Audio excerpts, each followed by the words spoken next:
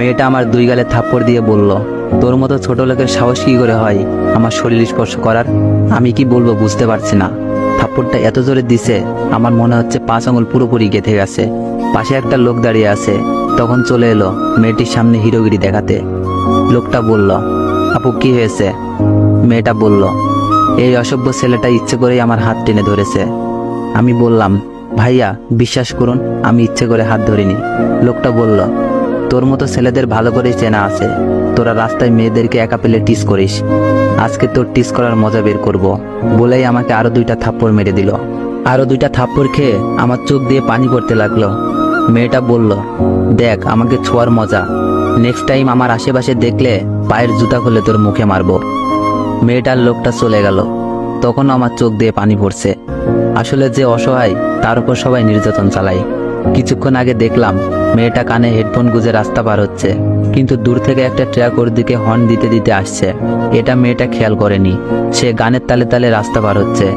এমনভাবে রাস্তা পার হতে লাগলে শিওর অ্যাক্সিডেন্ট করবে। এজন্য আমি দৌড়ে গিয়ে মেয়েটার হাত ধরে টান দিই। আর তখনই সাই করে একটা ট্রাক মেয়েটার পাশ দিয়ে চলে যায়। তারপর মেয়েটার জীবন বাঁচানোর উপহার স্বরূপ কয়েকটা থাপ্পড় দেয়। ফুটপাত দিয়ে আনমনে হাঁটতে লাগলাম। আসলে যার বাবা মা নেই তার এই দুনিয়াতে কেউ নেই। ও আপনাদের তো আমার পরিচয় দেওয়া হয়নি। আমি অনিক হাসান, পড়াশোনা অনার্স সেকেন্ড ইয়ারে। আমার বয়স যখন 7 বছর, আমার বাবা মা দুজনেই রোড অ্যাক্সিডেন্টে মারা যায়, কিন্তু সেদিন আমি বেঁচে যাই। এরপর নানু আমাকে ওনার বাসায় নিয়ে যায়। কয়েক বছর পর নানুও মারা যায়। এরপর থেকে মামার বাসায় থাকি। মামার বাসায় যে শান্তিতে থাকি তা কিন্তু না। উঠতে বসতে মামি খুঁটা দিবে। রান্না বাদে প্রায় সব কাজই আমাকে করতে হয়। তারপরও কেন জানি আমাকে দেখতে পারে না।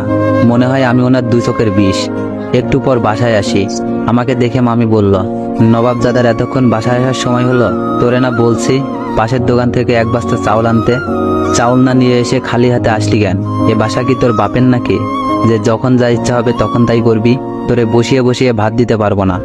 মনে রাখিস কথাটা। এমন কথা প্রতিদিনই শুনতে হয়। এসবে অভ্যাস হয়ে গেছে। তাই কোনো কথা না বলেই পাশের দোকান থেকে 1 বস্তা চাউল নিয়ে আসলাম। রাতে পড়ছি, তখন শুনলাম মামি মামাকে বলছে, তোমার ভাগ্নের কাণ্ড শুনেছো কি? মামা বলল, অনেক আবার কি করলো? পাশের বাসার কাজের মেয়েকে কুপ্রস্তাব দিয়েছে। মেয়েটা আমার কাছে এসে সে কি কান্না করা। মামা বলল, অনেক মোটোই এমন ছেলে না। মামি বলল, তুমি কি বাসায় থাকো যে এসব কার্যকর্ম সম্পর্কে জানবে? বলছি কি, আমাদেরও তো মেয়ে আছে। যদি ওর দিকে খারাপ নজর দেয় তাহলে কি হবে? মামা বলল, ধুর, অনেক তো আমাদের রিয়াকে নিজের বোনের মতোই ভালোবাসে।